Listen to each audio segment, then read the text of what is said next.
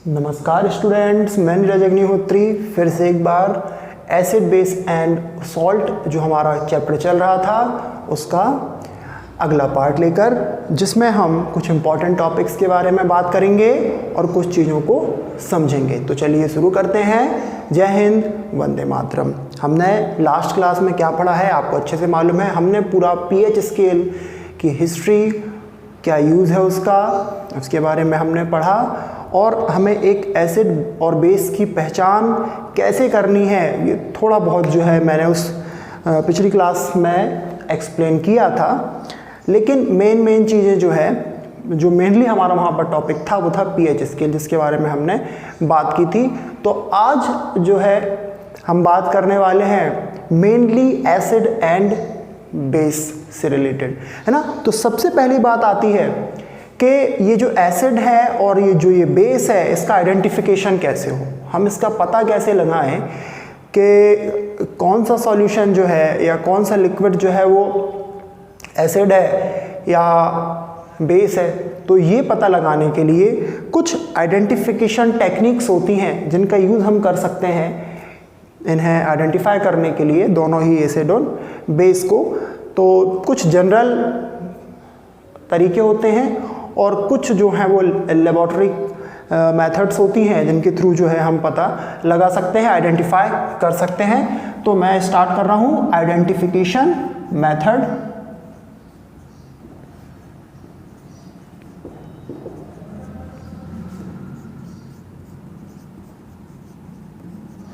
अब आइडेंटिफिकेशन किसका, तो एसिड एंड बेस का क्लियर होना चाहिए आपको कि आइडेंटिफिकेशन हम यहाँ पर किसके करने वाले हैं, एसिड एंड बेस का। तो मैं फर्स्ट टेक्निक के बारे में बात करता हूँ कि फर्स्ट टेक्निक क्या होना चाहिए हमारी या क्या हो सकती है। तो देखिए, इन जनरल आप लोगों ने भी सुना होगा जो एसिड या बेस है उनका टेस्ट जो है वो बिल्कुल अलग अलग होता है, ठीक है। तो जो एसिड्स होते हैं उनका टेस्ट जो है वो कहना चाहिए सोर, हिंदी में जिसे हम बोलते हैं खट्टा। तो जो एसिड्स होते हैं उनका जो टेस्ट होता है वो जनरली खट्टा होता है, सोर होता है। और यदि हम बात करते हैं बेस की तो इनका टेस्ट जो है वो कसैला या जिसे हम बोलते हैं बिटर, कड़वा।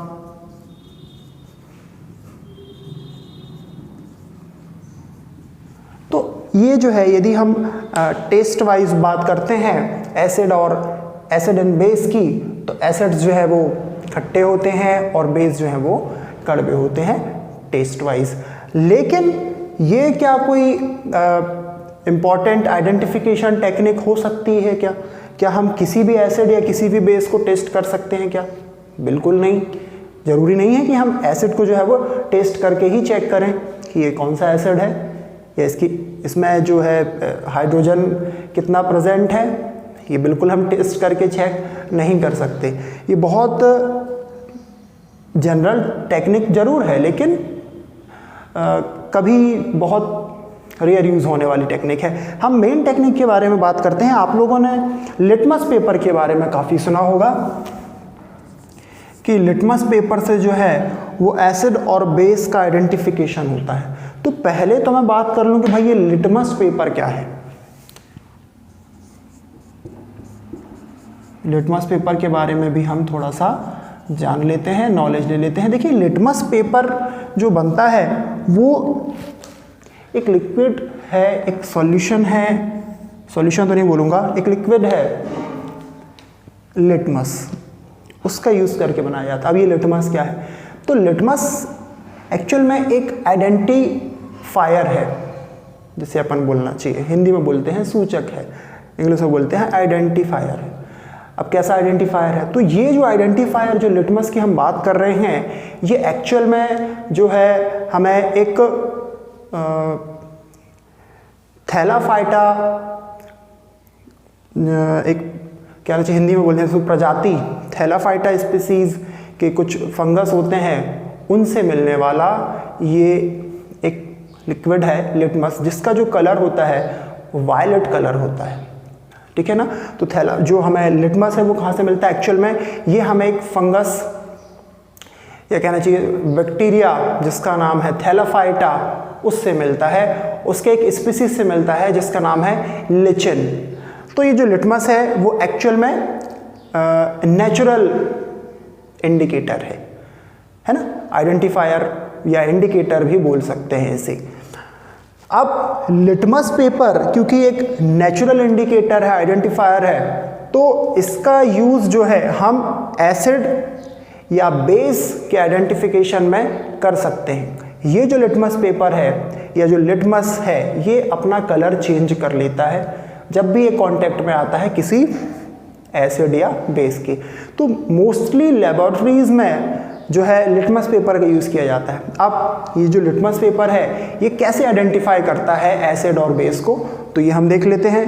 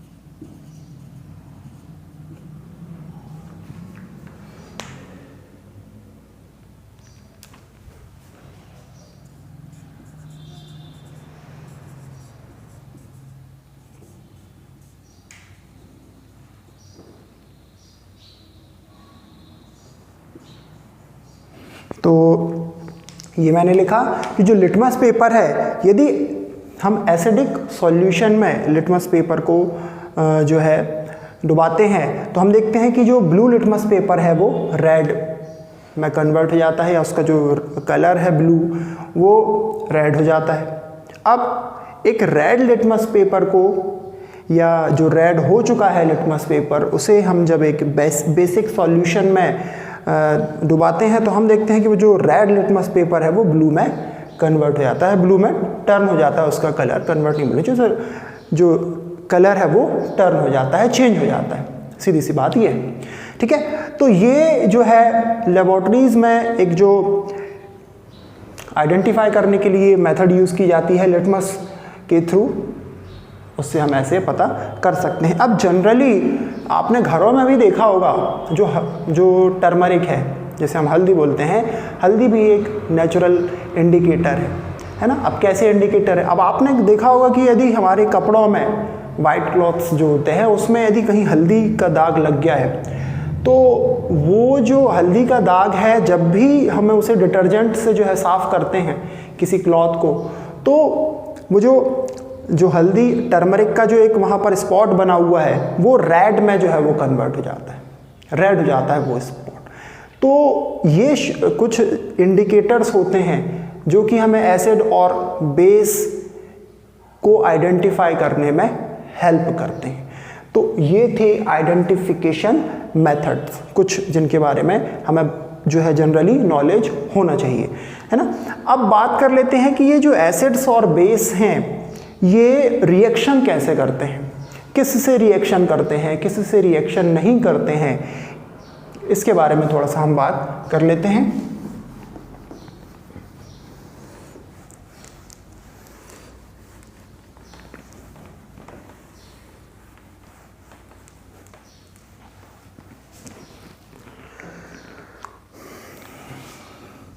तो मैं लिख रहा हूं अब रिएक्शंस ऑफ एसिड।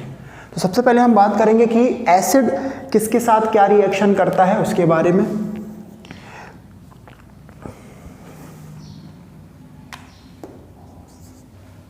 तो पहला है with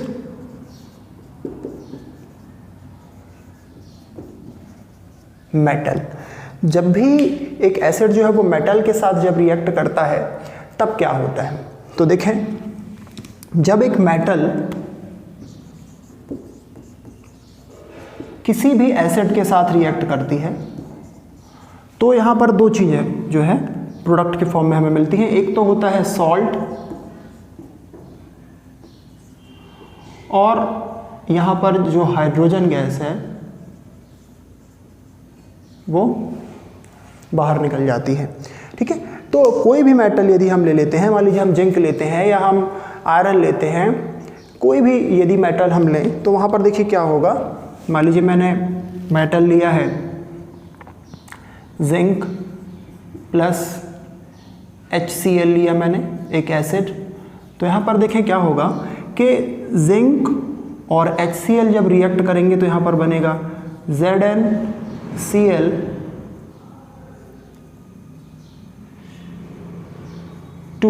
plus hydrogen that is H2 evolute होगी। इसको मैं यदि बैलेंस करता हूं तो यहाँ पर 2 लगा दूंगा। तो होगा क्या कि जब जिंक जो है वो HCl से रिएक्ट करता है तो ZnCl2 यानी जिंक क्लोराइड बनता है, और जिंक क्लोराइड जो है वो एक्चुअल में क्या है, सॉल्ट है, और हाइड्रोजन गैस जो है वो अलग हो जाती है, ये कहना चाहिए एक्सक्रीट हो जाती है, बाहर निकल जाती है रिएक्शन के बाद, है ना। तो हमने पहले देखा कि भाई यदि कोई एसिड मेटल से रिएक्ट करता है तो क्या होता है। ठीक है, अगली रिएक्शन देख लेते हैं।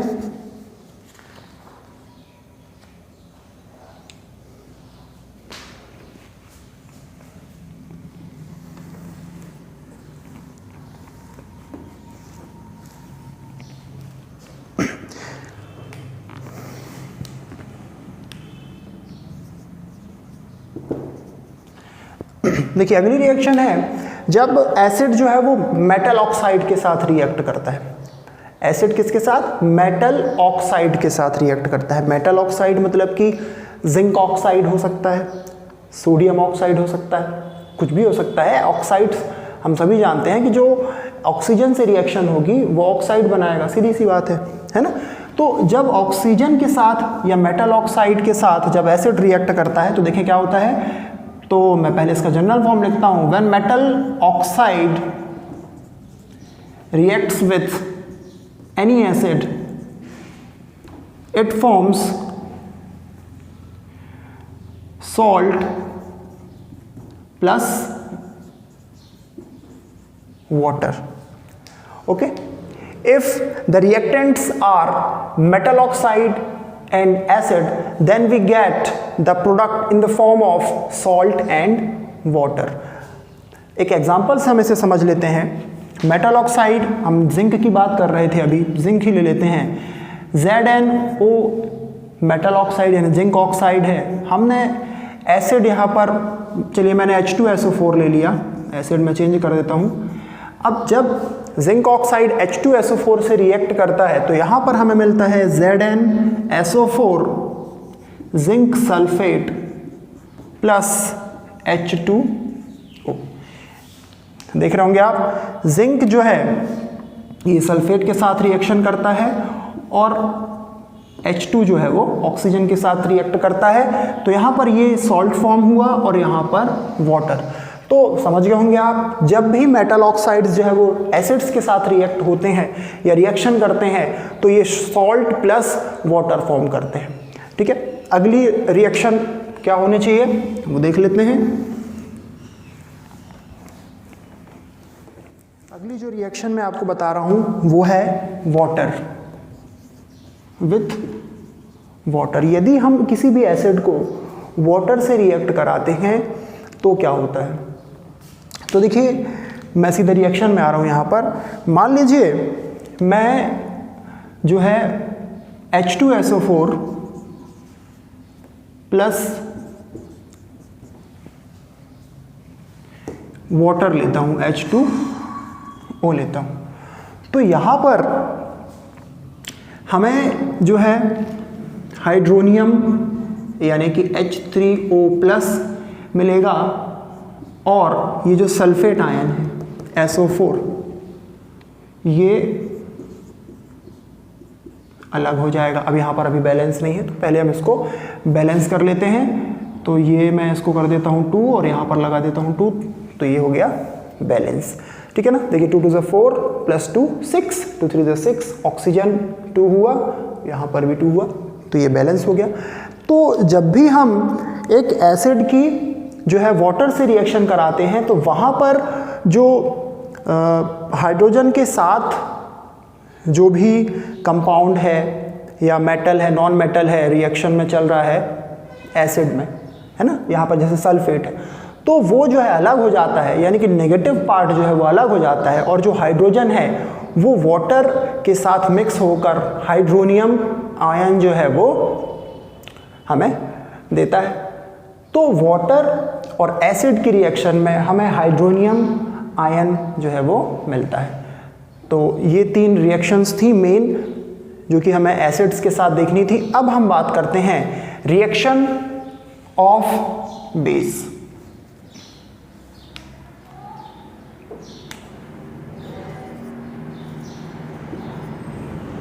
बेस किससे रिएक्शन करता है, क्या बनाता है, इसके बारे में बात कर लेते हैं। तो रिएक्शन विथ बेस में पहला हम देखेंगे विथ मेटल।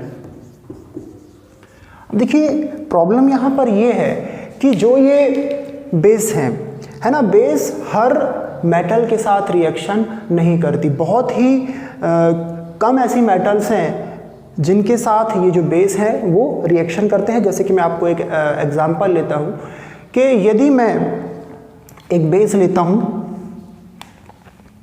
KOH और इसकी रिएक्शन मैं करा देता हूँ जिंक के साथ, तो देखिए यहाँ पर मुझे जो है क्या मिलेगा, H2 यहाँ पर एवोल्यूट होती है तो मुझे यहाँ पर 2 लगाना होगा और बचेगा क्या हमारे पास, potassium zincate, that means K2ZnO2, जिसे हम बोलेंगे ये है पोटेशियम जिंकेट।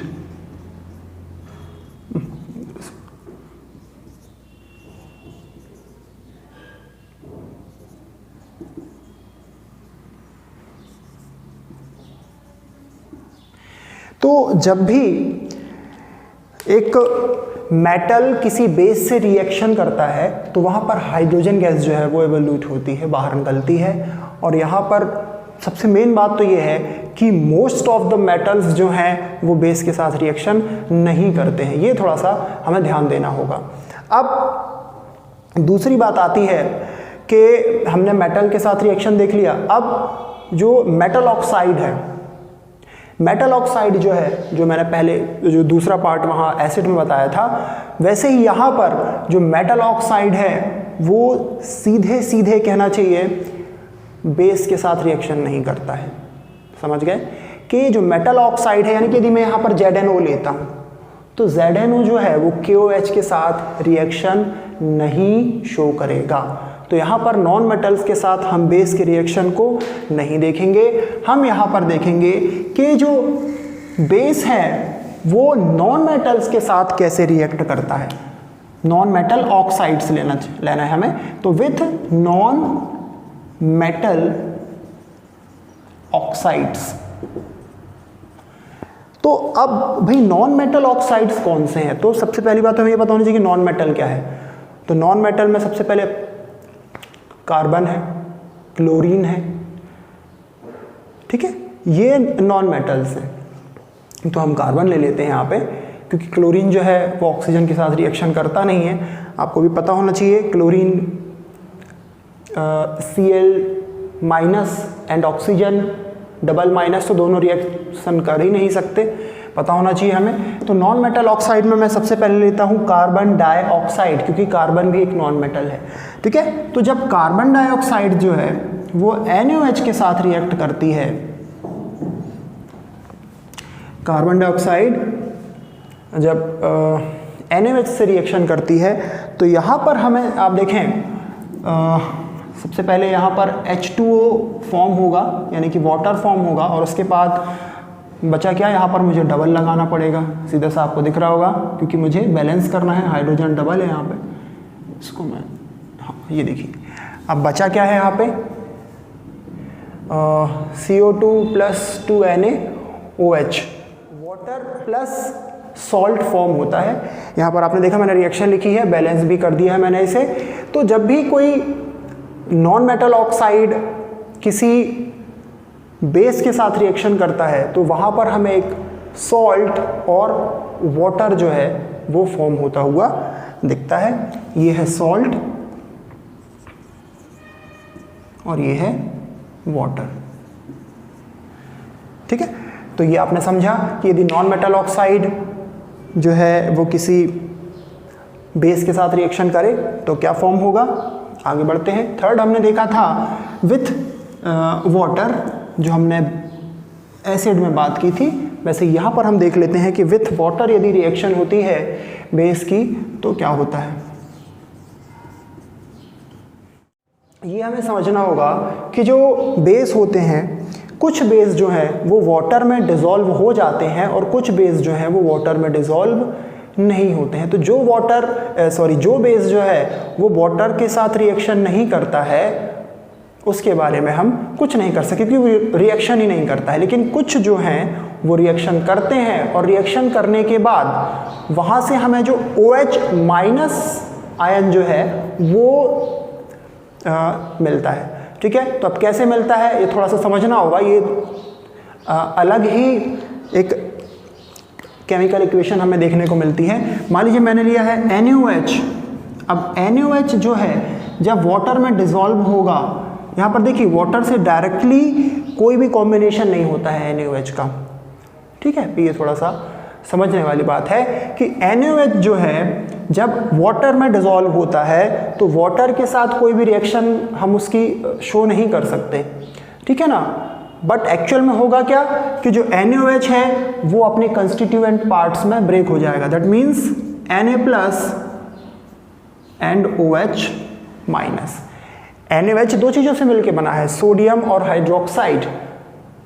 तो सोडियम और हाइड्रोक्साइड दोनों पार्ट जो हैं जब वाटर में डिसॉल्व किया जाता है इसे, तो पार्ट्स जो है वो अलग अलग हो जाते हैं। तो यहाँ पर हमें ये जो OH पार्ट है ये बेस को या NaOH को वाटर में डिसॉल्व करने पर मिलता है। अब जो मैंने बोला कि सभी बेसिस जो हैं वो वाटर में डिसॉल्व नहीं होते, तो जो नहीं होते वो एक्चुअल में बेस नहीं कहलाते।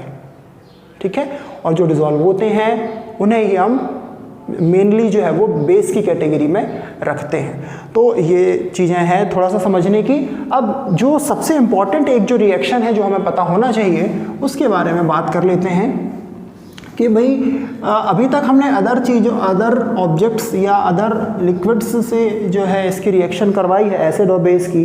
अब मान लीजिए एसिड और बेस जो है वो खुद ही रिएक्शन करने लगे तो क्या मिलेगा, तो देख लेते हैं।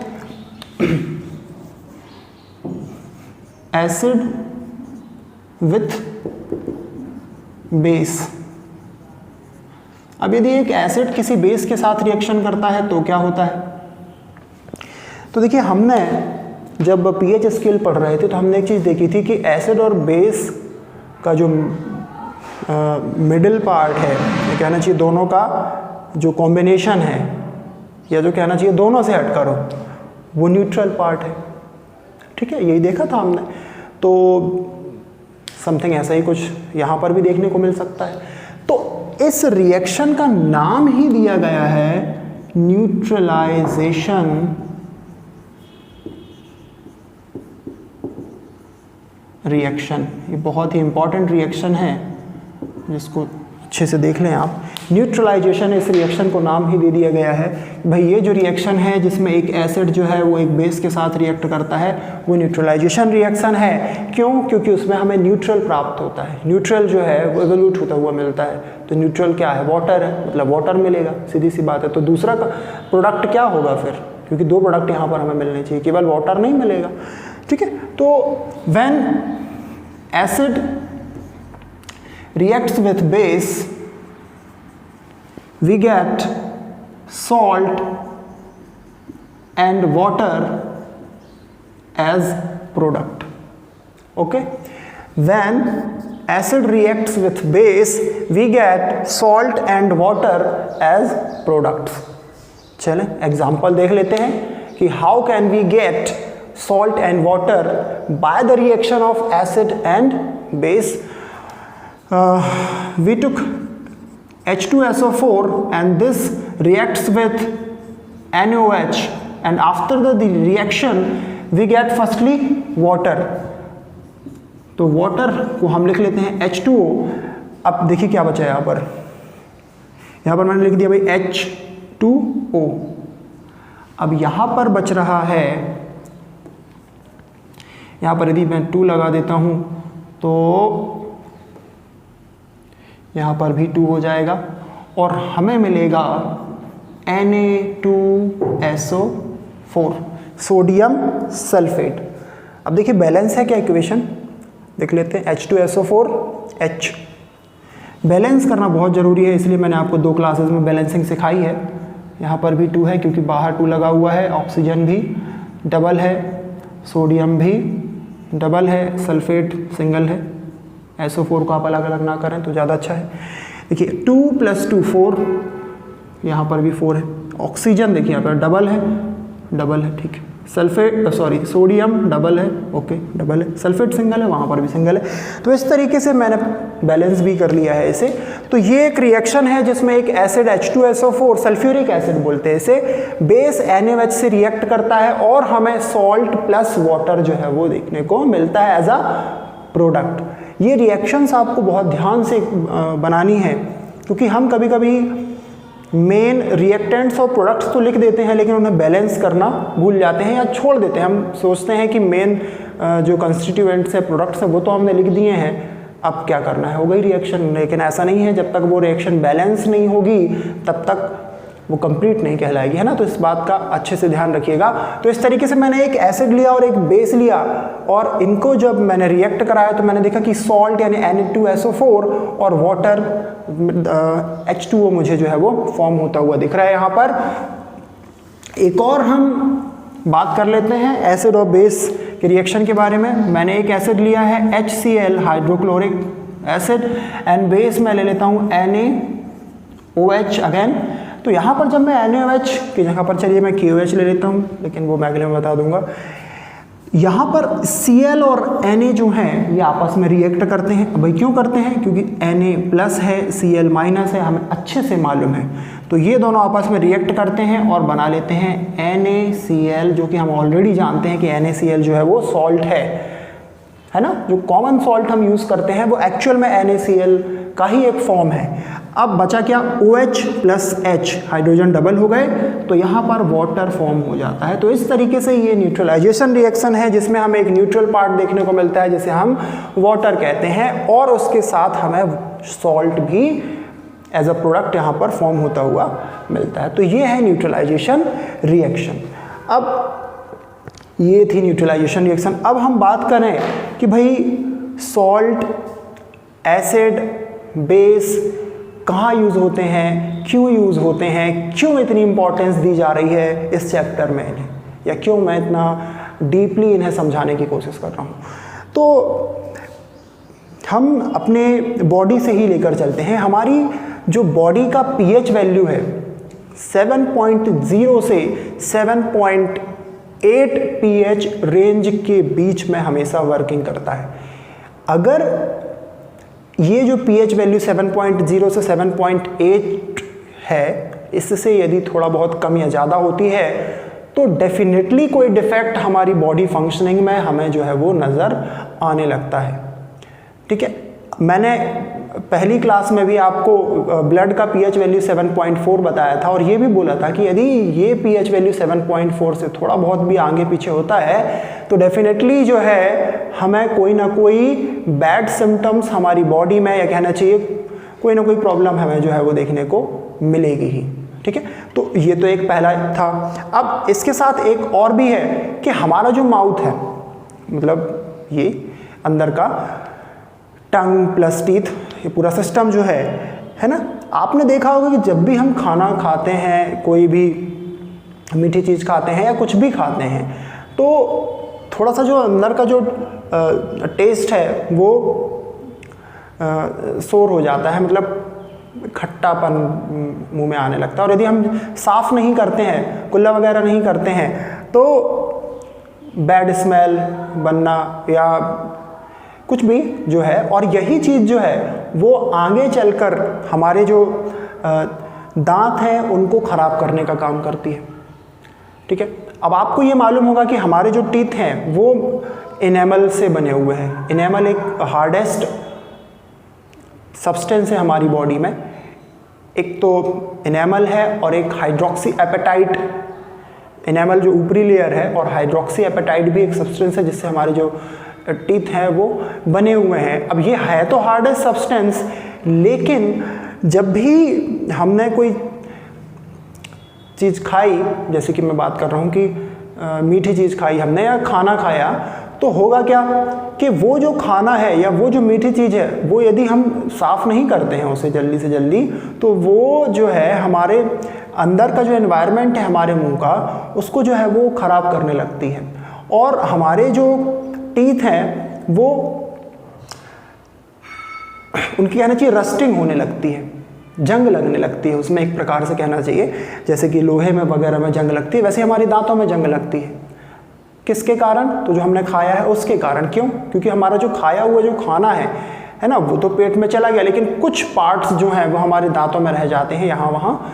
तो उसका यूटिलाइजेशन, जो बैक्टीरिया हमारे माउथ में प्रेजेंट हैं, उसका यूटिलाइजेशन उन बैक्टीरियाज के द्वारा होने लगता है। और वो जो बैक्टीरियाज हैं उसका यूज़ करके हमारे दांतों के ऊपर एक लेयर बना देते हैं, जिससे हमारे जो टीथ हैं वो येलोवेस हो जाते हैं, या जैसे हम बोलते कैविटी जम जाना, है ना।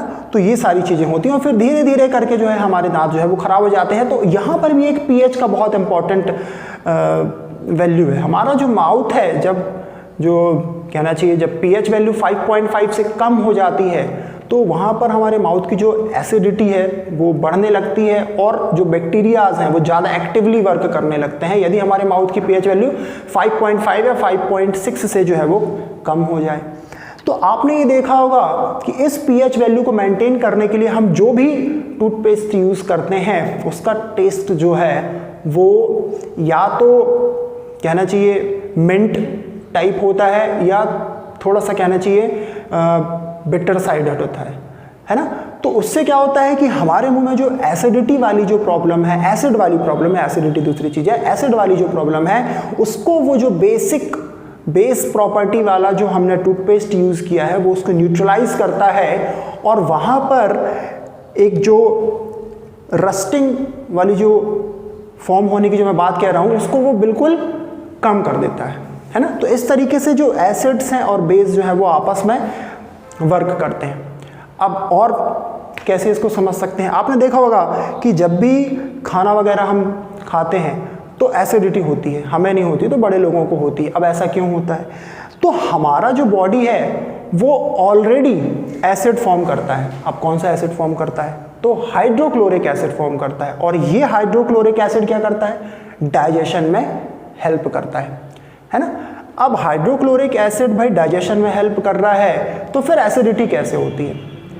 कभी कभी क्या होता है कि ये जो HCl है वो किन्हीं कारणों से ज़्यादा बनने लगता है ना। इसका फॉर्मेशन जो है हमारी बॉडी में ज़रूरत से ज़्यादा हो जाता है। तो जब ज़रूरत से ज़्यादा इसका फॉर्मेशन होगा तो नेचुरल सी बात है कि इसका कोई ना कोई बैड इफेक्ट जो है वो हमारी बॉडी फंक्शनिंग में, हमारे डाइजेशन में देखने को मिलेगा।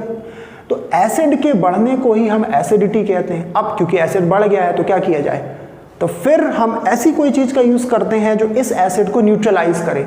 तो एसिड को न्यूट्रलाइज कौन करता है? तो एसिड को न्यूट्रलाइज करता है बेस। तो हम वहाँ पर एंटी एसिड टैबलेट्स या एंटी एसिड पाउडर्स, इनो वगैरह आपने देखा होगा, है ना, उसका यूज़ करते हैं। क्यों? क्योंकि वो एंटी एसिड है, यानी कि एसिड का उल्टा। एसिड का उल्टा कौन है? बेस है। तो एंटी एसिड का यूज़ करते हैं जिससे हमारे जो डाइजेशन प्रोसेस में जो एसिड प्रॉब्लम कर रहा है वो एसिड को न्यूट्रलाइज कर देता है और वहाँ पर एसिड की प्रॉब्लम को जो है वो हम कम कर सकते हैं। ठीक है, तो ये कुल मिलाकर जो मैंने आपको बताया है ये एसिड और बेस की इंपॉर्टेंस है। और भी जो चीज़ें हैं इस चैप्टर में उनके बारे में भी मैं कोशिश करूँगा कि आपको अगले वीडियो में बताऊं। तो फिलहाल ये वीडियो मेरा इतना ही था, ये क्लास इतनी ही है। अगली वीडियो में कोशिश करेंगे कि क्वेश्चन आंसर्स कुछ एक्सप्लेन कर दूं मैं आपको। तो धन्यवाद, घर पर रहिए, स्वस्थ रहिए, बने रहिए मेरे साथ। धन्यवाद।